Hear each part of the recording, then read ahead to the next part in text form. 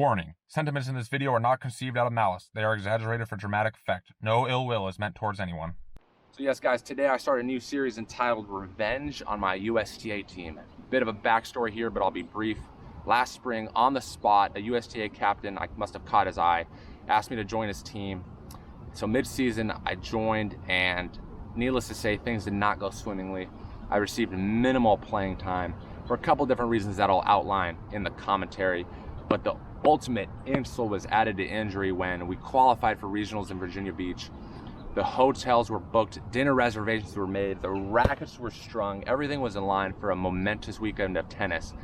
And then of course the starting lineup was released, and to my chagrin, the California Condor was not on the roster. I was deemed worthy of nothing more than the bench. So I'm out for a little bit of old school revenge, playing 4 guys from the same USTA team in order of difficulty, 3 single specialists. But today I start with the man himself, make him rue his decision by torching him on court, the captain. As in TJ Hujmanzada once did, I gotta shine the shoes before anything else. Should be a juicy series. Thanks for tagging along, and remember that trash for tennis. It's all about the tennis trash we've been. Let's do it. So yes guys, Petronius Park, the site for today's clash. Beautiful court, beautiful day, beautiful outfit. I don't know if beautiful is the right word, but I do feel quite nice in all black. Darth Condor. I am playing the villain in this series after all, so I thought it was appropriate. Throwing up a prayer, hanging by a thread on that point, and the tale as old as time rings true. Make him hit one more ball. It worked, and a couple points later, the dropper, cashing in on the fact that my opponent from the greatest generation is not the most fleet of foot. Opening hold, always an encouraging sign. Yep, patty cake over the net there, and you'll see a couple more points in these opening games. Similar to that, trying to make the old man run. Hey, do not pick on old guys, Condor, but as they say in tennis, all is fair in love and war. Immediate pressure on the service game. Backhand, throwing it at him. Tossing the net plane is found wanting. How's that for a fast start? 2-love Condor. And 40-30. Again, the dropper. Yep, we talked about it earlier. If it's not broken, why fix it? Continuing to use that strategy. 3-love. The perfect start. Serve +1 though. Starting to crank up the heat. Find his footing.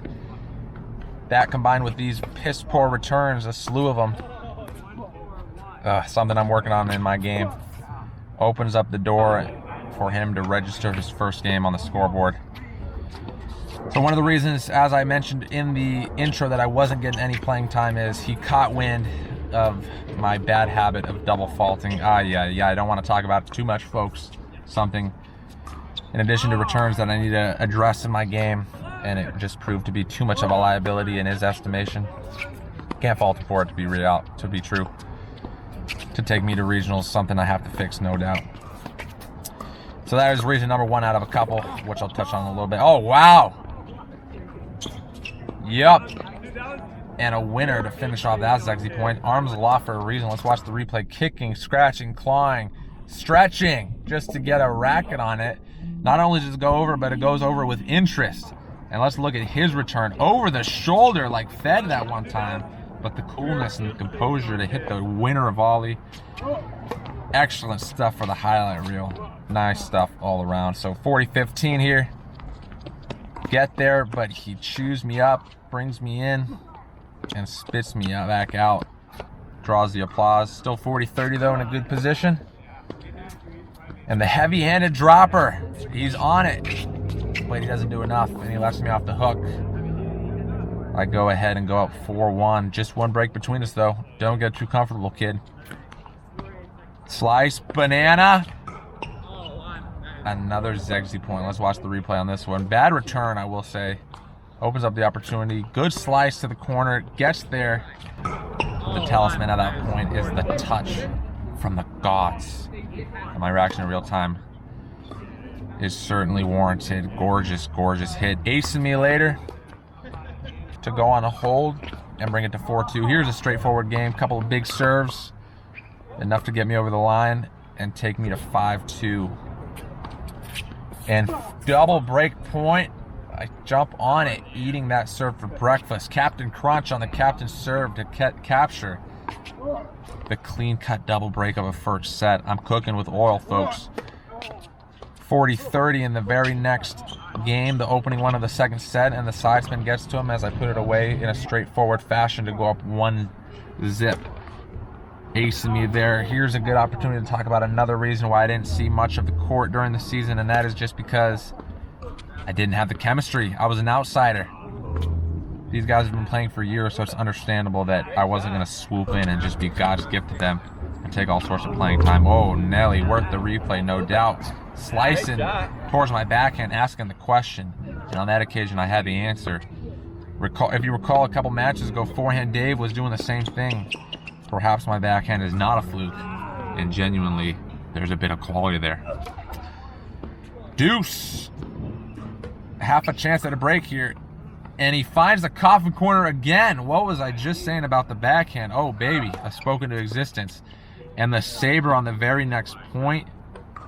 Better to be lucky than good, as he bemoans, if you look at his body language, the fact that I capture another break to go up 2-zip. I am in absolute cruise control at this point. Nice ace there if you saw, but an even better return a couple points later gives him the first break point of the match.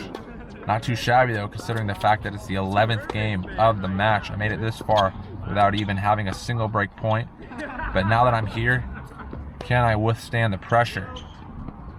Throwing it up, trying to reset it. Overhead, nicely done. And here we go, he brings me in. But I'm too quick. I'm also too silly.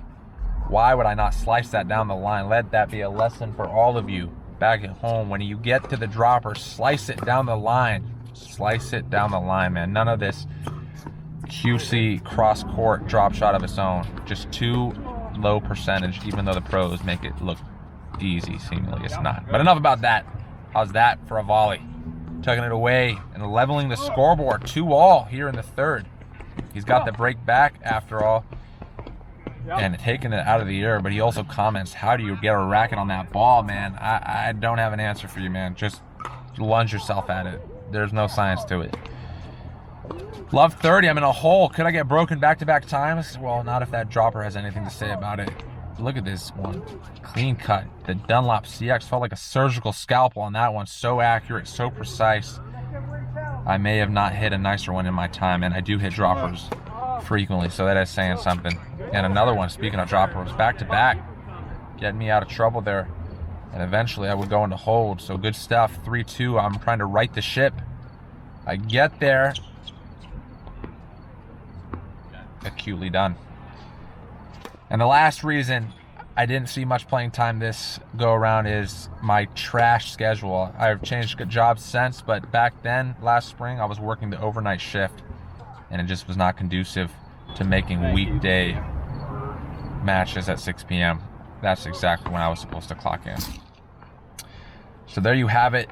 If you missed it, he curses God's creation, the birds, the tweets, throwing him for a loop, getting in his head and causing him to double fault the break. And now look at that.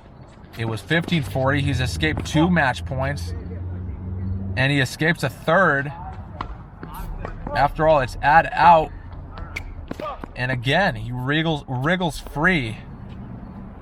And now it's add in. I've had so many match points come and go, and I couldn't just pin him down right then and there like I should have. It was like being up 2-zip at halftime in soccer. It's dangerous. You felt too comfortable. You thought I had it in the bag. Next thing you know, he's got away with the game. And next thing you know, he's applying pressure on your own serve, and he's only 1 break down, and he's a fraction away from being completely back in this thing. Nice point right there. 15-30. Just finish it out, kid. Just serve it out. You got it. I mean, I know you like to play tennis, but you don't have to prolong your matches for the sake of playing. How does he come up with that? Pulling a rabbit out the hat. Good stuff. Wow. And look at this, 40 love. But he got the yips. It was those damn birds that he mentioned earlier. Something. Because he double faults that one. He would play a couple of loose points. And at deuce, he double faults again.